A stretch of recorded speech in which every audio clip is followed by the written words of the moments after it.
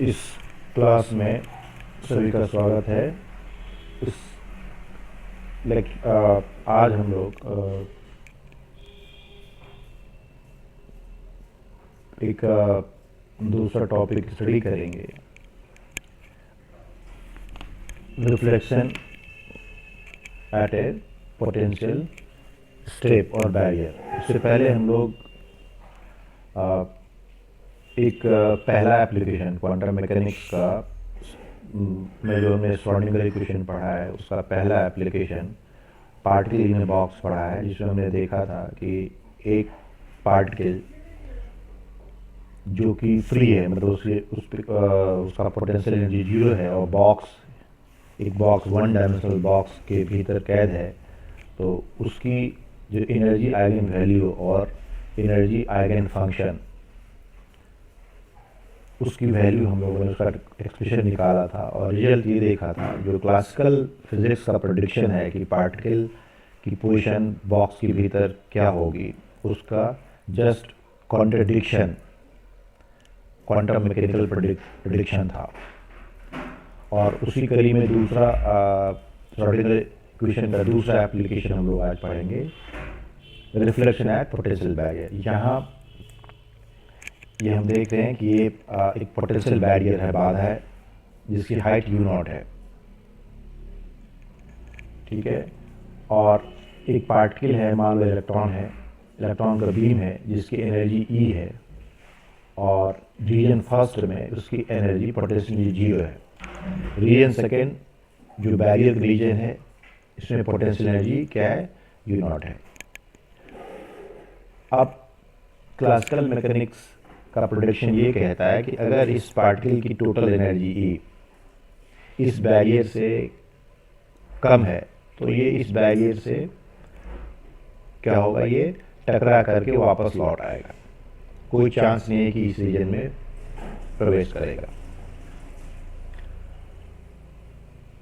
दूसरा केस, अगर इसकी एनर्जी u0 से ज़्यादा है तो ये पार्टिकल दूसरे रीजन में एंटर कर जाएगा। ये क्लासिकल मैकेनिक्स का प्रेडिक्शन है। लेकिन अभी जब हम इस प्रॉब्लम के लिए श्रोडिंगर इक्वेशन स्टेब्लिश करेंगे और उसको सॉल्व करेंगे तो रिजल्ट जो है आश्चर्यजनक एस्टोनिशिंग रिजल्ट आता है। हम ये देखेंगे कि जो क्लासिकल मैकेनिक्स का प्रेडिक्शन है, जो उसका कॉन्ट्रडिक्शन यहाँ भी हो रहा है कि अगर पार्टिकल की एनर्जी बैरियर से कम भी है, बैरियर की हाइट से कम भी है, तब भी हम देखेंगे पार्टिकल के सेकेंड रीजन में होने की पॉसिबिलिटी जीरो नहीं होगी।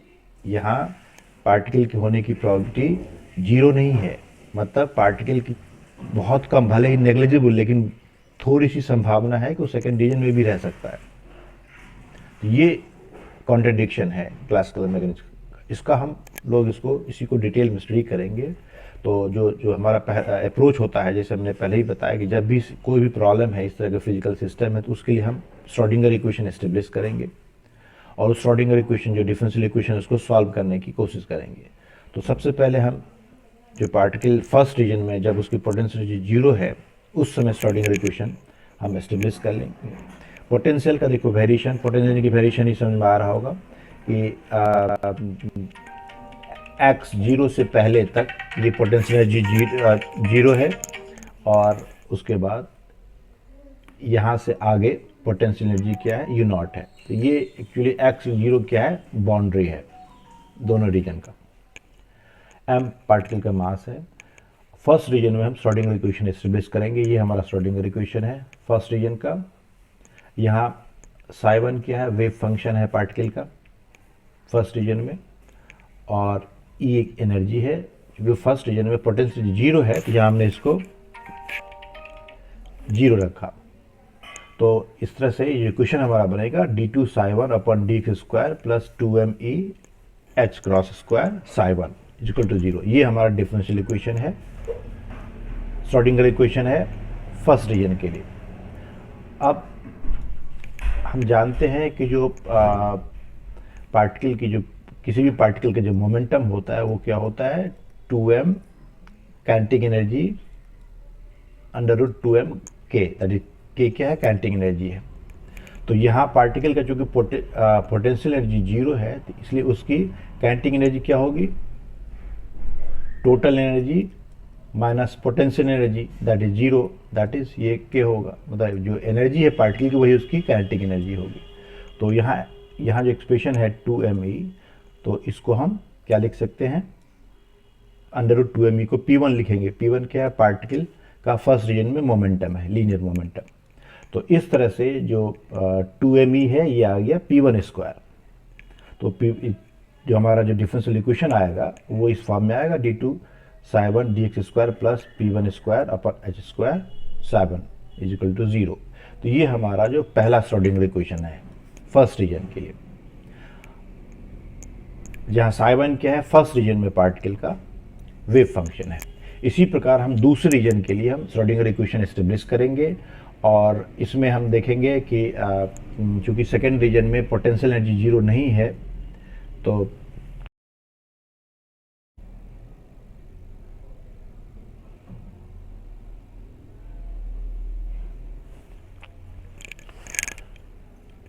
रीजन सेकेंड के लिए हम श्रोडिंगर इक्वेशन एस्टेब्लिश करेंगे।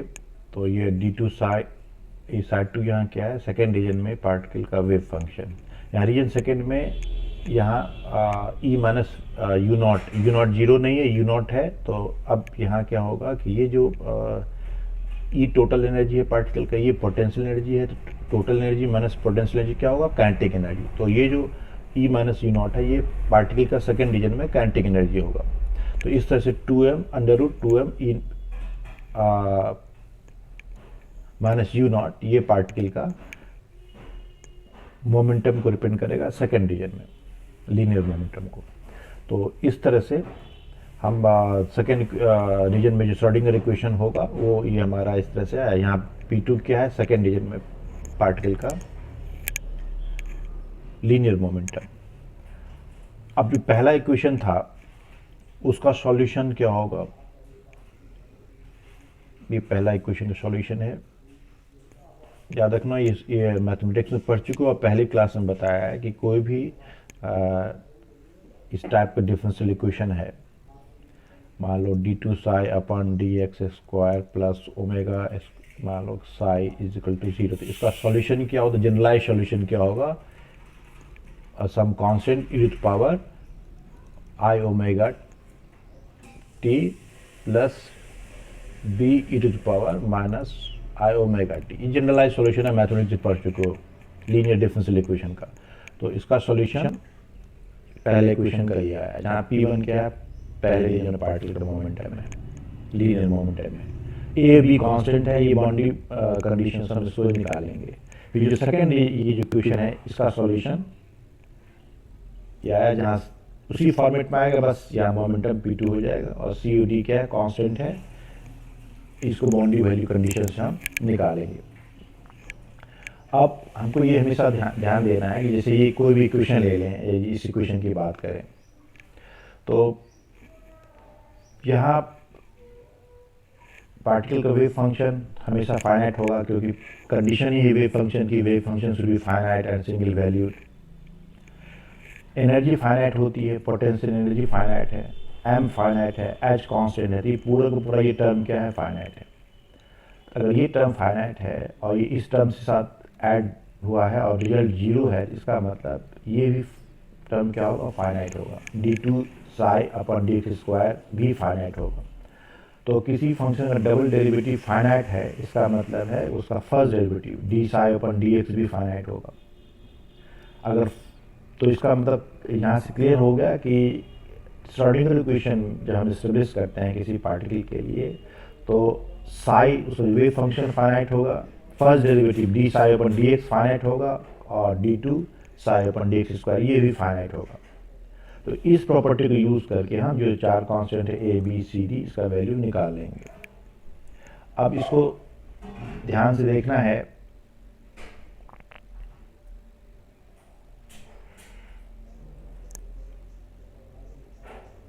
ये जो पहला सॉल्यूशन है पहले इक्वेशन का, उसमें एक टर्म है, पहला टर्म है a e to power i p 1 x upon h cross, और दूसरा टर्म है B e power minus I P one X upon H cross.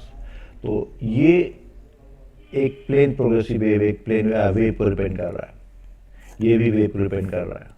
फर्क ये है कि ये अगर ये पॉजिटिव एक्स है तो इसको हम मान सकते हैं पॉजिटिव एक्स डायरेक्शन में जाने वाला वेव, और ये क्या है, नेगेटिव एक्स डायरेक्शन में चलने वाला वेव। तो इस तरह से हम इसको इंटरप्रेट कर सकते हैं कि जो पहला इक्वेशन का सॉल्यूशन है उसमें जो फर्स्ट पार्ट है वह एक तरह से इंसिडेंट वेव मैटर वेव को रिप्रेजेंट कर रहा है, और जो सेकेंड पार्ट है वो रिफ्लेक्टेड वेव को रिप्रेजेंट कर रहा है।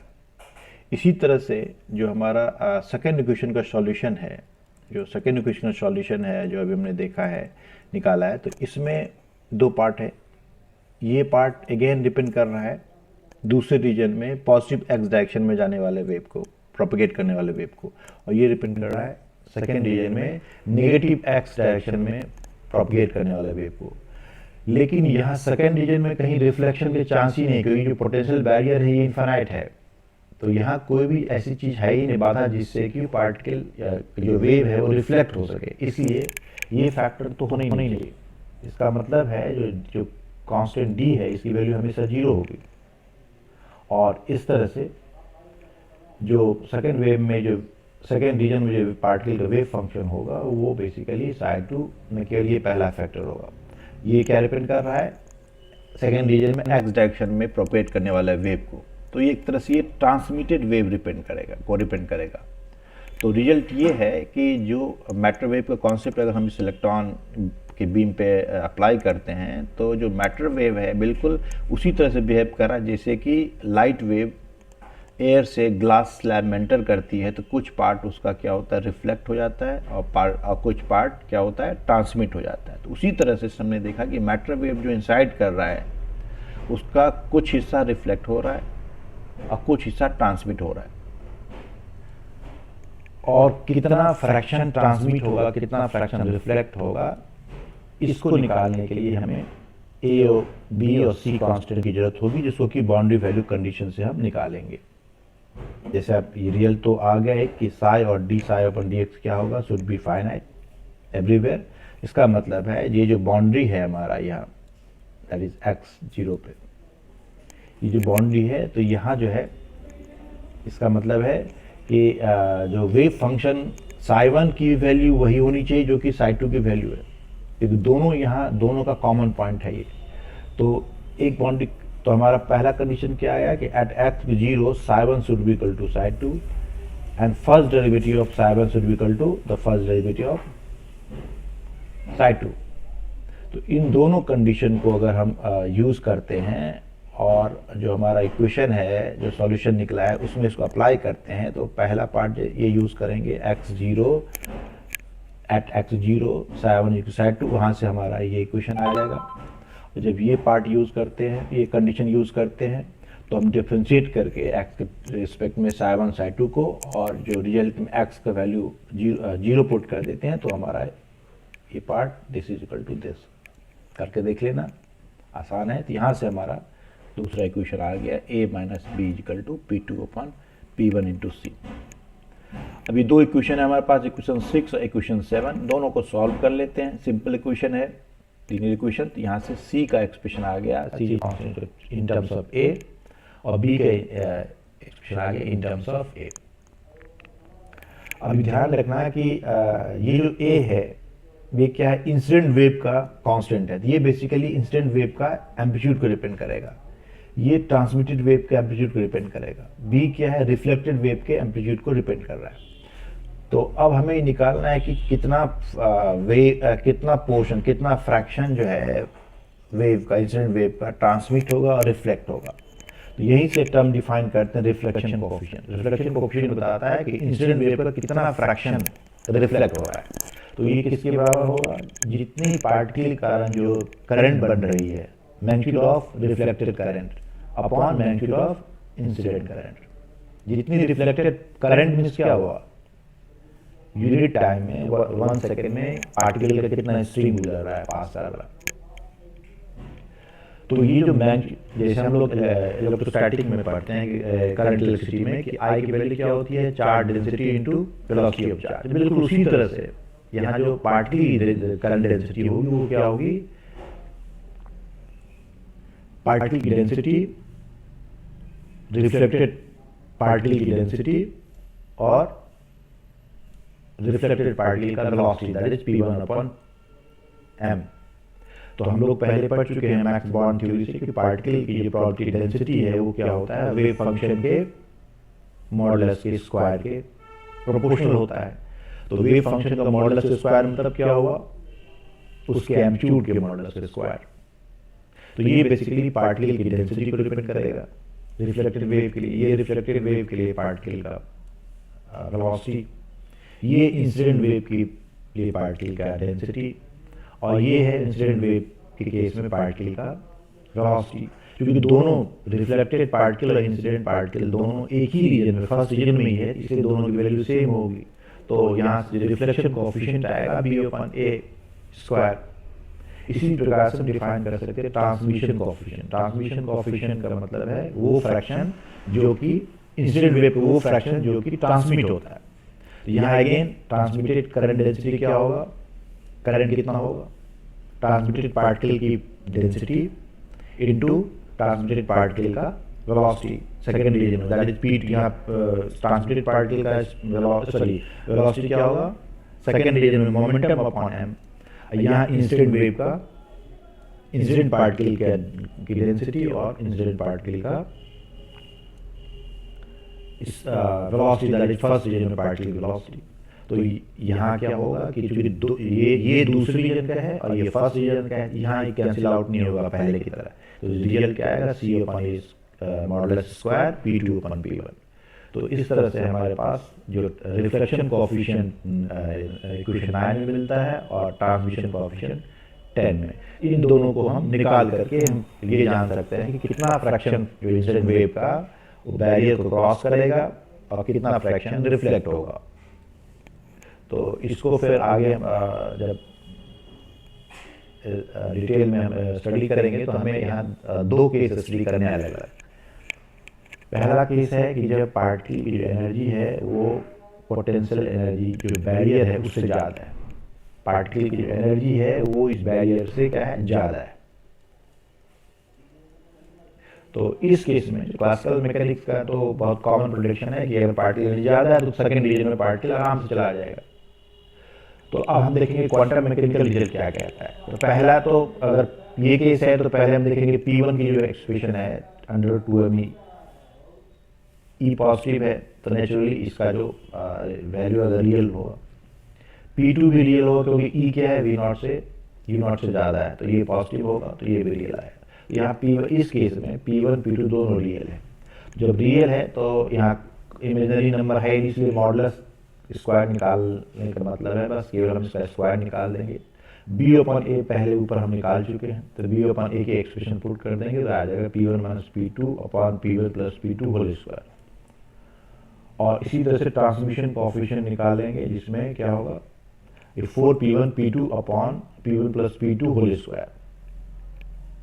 अब इक्वेशन 11 जो है ये बेसिकली ये क्या है, रिफ्लेक्शन कोएफिशिएंट को डिपेंड कर रहा है और 12 इक्वेशन ट्रांसमिशन कोएफिशिएंट को डिपेंड कर रहा है। दोनों को ऐड करके देखो, दोनों को ऐड करेंगे ये एक्सप्रेशन दोनों का रिजल्ट बनाता है।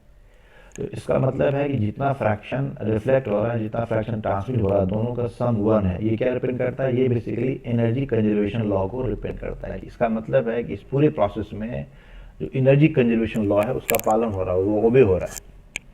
इसलिए हमारा जो ये फॉर्मुलिज्म है जो भी वो सही है, लॉजिकल है कि एनर्जी कंजर्व है कि जितने फ्रैक्शन रिफ्लेक्ट हुआ और जितना ट्रांसमिट हुआ दोनों मिला करके पूरा फ्रैक्शन हो गया। तो इसी केस में हम अब देखेंगे कि ये केस अगर मान लो कि P2 क्या है, P1 के लगभग बराबर है। सेकेंड रीजन में पार्टिकल का मोमेंटम और फर्स्ट रीजन में मोमेंटम दोनों लगभग बराबर है। तो ये तभी पॉसिबल हो सकता है जब U0 की वैल्यू क्या होगा, 0 के करीब है। तो जब हम U0 की वैल्यू 0 लेते हैं, P2 को P1 के करीब लगभग बराबर वैल्यू लेंगे तो उस केस में ये देखो ये फैक्टर क्या हो जाएगा, R क्या हो जाएगा, 0 हो जाएगा। ये P1 P2 लगभग बराबर, R 0 हो गया। इसका मतलब है कि अगर दोनों रीजन मतलब पोटेंशियल बैरियर 0 है, बिल्कुल नहीं है, तो पार्टिकल में रिफ्लेक्शन नहीं होगा, वो सारा सारा पार्टिकल सेकेंड रीजन में चला जाएगा। तो ये तो क्लासिकल मैकेनिक्स का भी एक तरह से प्रोडिक्शन है। दूसरा हम केस देखते हैं कि जब P2 जीरो है, इसका मतलब है कि ये तभी हो सकता है जबकि पोटेंशियल बैरियर और पार्टिकल की एनर्जी दोनों बराबर है लगभग। तो उस केस में देखेंगे तो उस केस में जब ये P2 को जीरो कर लेंगे, यहाँ ये जीरो हो जाएगा, तो R की वैल्यू क्या होगी, 1 होगी। इसका मतलब है कि अगर पार्टिकल की एनर्जी बैरियर की एनर्जी के लगभग बराबर है तो उस केस में सारे के सारा पार्टिकल रिफ्लेक्ट होगा, रिफ्लेक्ट हो जाएगा। तीसरा केस है कि मान लेते हैं यू नॉट क्या है, पोटेंशियल बैरियर क्या है, एनर्जी से कम है, बाधा क्या है, छोटी है, बैरियर छोटी है और एनर्जी पार्टिकल की ज़्यादा है। तो नेचुरली क्लासिकल मैकेनिक्स का तो प्रोडिक्शन स्पष्ट है, अगर बाधा छोटी है तो आराम से पार्टिकल जो है इस रीजन में चला जाएगा। लेकिन हम देखेंगे क्वांटम मैकेनिकल रिजल्ट क्या कहता है। अगर यू नॉट इसे छोटा है, मतलब ई नॉट से बड़ा है, तो उस केस में आर की जो वैल्यू होगी, इसका मतलब P1 P2 दोनों की वैल्यू है, दोनों पॉजिटिव है, तो इसका मतलब आर की कुछ ना कुछ वैल्यू है, आर जीरो नहीं हो सकता। तो ये क्या रिप्रेजेंट कर रहा है कि भले ही पार्टिकल की एनर्जी क्या है, ज़्यादा है, लेकिन तब भी पार्टिकल, सारा पार्टिकल सेकेंड रीजन में नहीं जा रहा है, रिफ्लेक्शन के भी चांसेस बने हैं। आर की जो वैल्यू है ये क्या है, फाइनाइट है, मतलब जीरो वैल्यू नहीं है। पर क्लासिकल मैकेनिक्स क्या कहता है, क्लासिकल मैकेनिक्स का प्रोडिक्शन ये कहता है कि पार्टिकल की अगर एनर्जी ज़्यादा है पोटेंशियल बैरियर से तो वो आराम से सेकेंड रीजन में चला जाएगा, रिफ्लेक्शन की कोई चांस ही नहीं है। लेकिन यहाँ तो क्वांटम मैकेनिकल रिजल्ट कहता है कि आर की वैल्यू जीरो नहीं है, रिफ्लेक्शन के चांस अभी भी बने हैं। भले टी का मान ज़्यादा होगा, टी का एक्सप्रेशन ज़्यादा होगा, ट्रांसमिशन के चांस ज़्यादा हैं, लेकिन आर के रिफ्लेक्शन के भी चांस बने हैं। तो ये जो रिजल्ट है ये यूनिक है, ये क्योंकि ये क्लासिकल जो फिजिक्स का रिजल्ट है उसके अपोजिट है। तो इससे ये सब ऐसा क्यों हो रहा है, ये सब इसलिए हो रहा है कि हाँ पार्टिकल का जो नेचर है वो वेव नेचर है। जब भी पार्टिकल वेव नेचर शो करेगा, वेव बिहेवियर शो करेगा, तो उसके जो रिजल्ट होंगे, उसके जो बिहेवियर होगा वो पार्टिकल लाइक बिहेवियर से डिफरेंट होगा। तो उसी सब का ये रिजल्ट है। इसका हमें ध्यान देना है कि this means that however there is will be chance of reflection. This is contradiction of classical physics theory. तो पार्टिकल की एनर्जी ज़्यादा होने के बाद भी पार्टिकल के रिफ्लेक्शन के चांसेस बने हैं। अब दूसरा केस हम कंसिडर करेंगे, ये इंपॉर्टेंट है कि इसमें हमने पहले से मान लिया कि पार्टिकल की एनर्जी कम है, जो बैरियर है उससे पार्टिकल की एनर्जी कम है। नेचुरली अगर बैरियर से उसकी एनर्जी कम है तो इसका मतलब ये हुआ कि बैरियर बड़ा है और पार्टिकल कितना भी दम लगाएगा तो वो क्लासिकल मैकेनिक्स तो ये कहेगा कि ये पार्टिकल कभी भी इस बैरियर को क्रॉस नहीं कर सकता। लेकिन अभी हम देखेंगे कि क्लासिकल मैकेनिक रिजल्ट जो क्वांटम मैकेनिकल रिजल्ट है वो कुछ और कहता है, उसका कुछ और प्रोडिक्शन है। सबसे पहले अगर एनर्जी ज़्यादा है पोटेंशियल बैरियर से तो नेचुरली ई तो पॉजिटिव है, तो ये तो P1 तो रियल होगा। लेकिन यहाँ P2 के जब एक्सप्रेशन की हम बात करेंगे तो यहाँ ई क्या है, कम है यू नॉट से, तो ये चीज, ये जो ब्रैकेट के अंदर वैल्यू है ये नेगेटिव है। इसको हम ऐसे लिखेंगे -2m यू नॉट माइनस ई। तो इसका मतलब है कि ये जो स्क्वायर रूट होगा ये रियल नहीं होगा, ये इमेजिनरी नंबर होगा। यहाँ i -1 का स्क्वायर रूट हमने क्या लिया, आयोटा। तो और यहाँ 2m यू नॉट माइनस ई को P2 डैश मान लिया है। तो ध्यान दो कि जो सेकेंड रीजन में इस केस में पार्टिकल का मोमेंटम होगा वो एक इमेजिनरी क्वांटिटी होगी, P2 equal to I P2 dash, जहां P2 डैश रियल है लेकिन उसके साथ आयोटा लगा हुआ है। तो इस केस में अगर एनर्जी पार्टिकल की कम है बैरियर से तो सेकेंड रीजन में पार्टिकल के जो मोमेंटम होगा वो इमेजिनरी होगा, क्वांटिटी होगी, वो रियल क्वांटिटी नहीं होगी। तो इस आधार पे आगे जब हम बढ़ेंगे तो हम ये देखेंगे कि जो सेकेंड रीजन में जो पार्टिकल का जो वेव फंक्शन है, जिसका एक्सप्रेशन हमने ये निकाला CI P2x/h क्रॉस, यहाँ P2 का एक्सप्रेशन जब हम पुट करेंगे दैट इज I P2 क्या है, I P2 डैश। तो यहाँ आयोटा I इंटू आई क्या होगा, -1। तो यहाँ क्या आ गया, जब P2 के बदले में I P2 डैश पुट करेंगे तो रिजल्ट आ गया CE to the power CE minus P2 dash x upon h cross. तो इसका मतलब ये हुआ कि सेकेंड रीजन में जो पार्टिकल का वेव फंक्शन है वह जीरो नहीं हो रहा है। यहाँ C का एक्सप्रेशन यहाँ से हम पुट कर देंगे,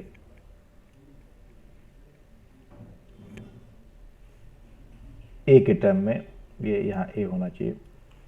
तो ये एक्सप्रेशन आ रहा है। इसका मतलब है कि पार्टिकल का जो वेव फंक्शन है वो जीरो नहीं हो रहा है सेकेंड रीजन में। मतलब पार्टिकल की एनर्जी भले बहुत कम है बैरियर से, तो क्लासिकल मैकेनिक्स तो साफ कहेगा कि भाई ये पार्टिकल तो सेकेंड रीजन में जाएगा ही नहीं, तो इसलिए पार्टिकल का वेव फंक्शन होना ही नहीं चाहिए। लेकिन यहाँ तो वेव फंक्शन जीरो नहीं है, उसका एक एक्सप्रेशन है। भले ही एक्स बढ़ने के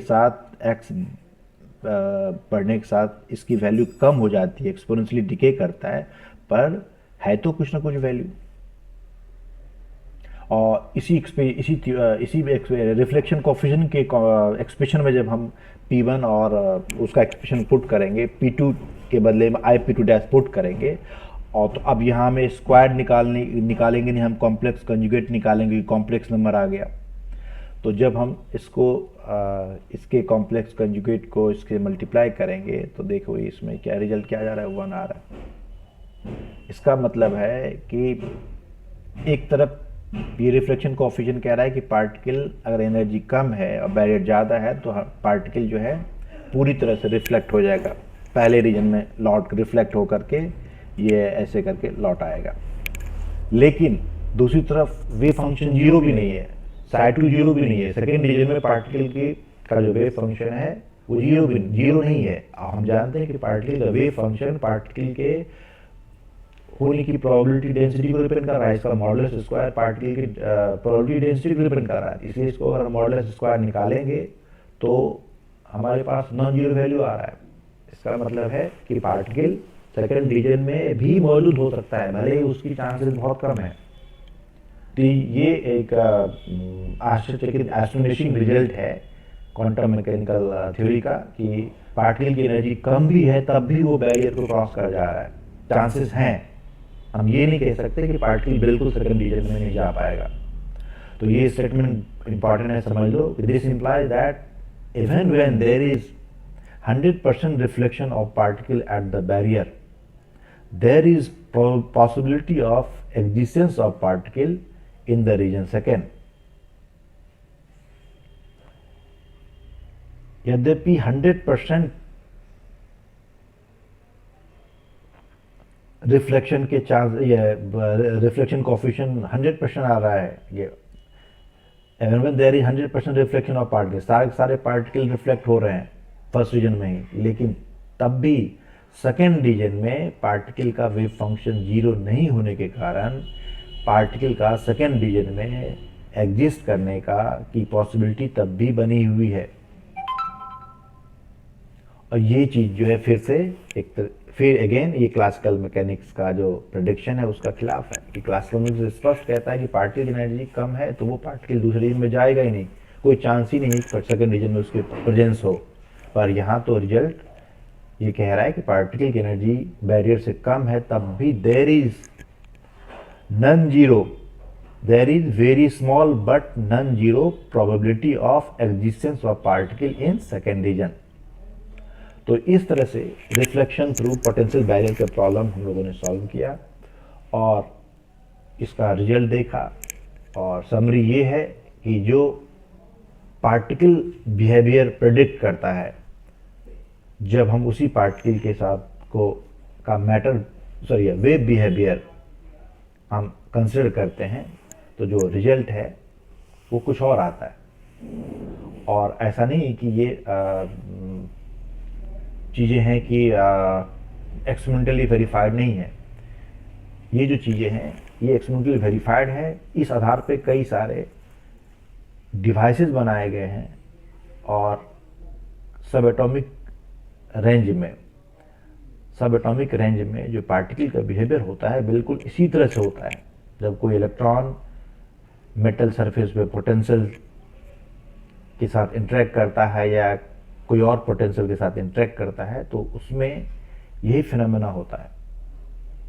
और आगे हम इसको जो नेक्स्ट क्लास में जो टनलिंग थ्रू पोटेंशियल बैरियर पढ़ेंगे, तो उसका हम सीधे उसका भी जो इस टाइप से यूनिक रिजल्ट आता है तो उसको भी हम देखेंगे और हम उसको स्टडी करेंगे, देखेंगे कि वो किस तरह से ये क्वांटम मैकेनिकल थ्योरी जो है वो एक्सप्लेन करता है कि ये न्यूक्लियस के भीतर जो अल्फा पार्टिकल है उसकी एनर्जी कम रहते हुए भी वो न्यूक्लियस का जो स्ट्रॉन्ग बैरियर है, बहुत बड़ा बैरियर है, उसको पार कर जाता है। भले इसकी पॉसिबिलिटी बहुत कम होती है पर ये जीरो नहीं होती है। इसको हम डिटेल में नेक्स्ट क्लास में स्टडी करेंगे।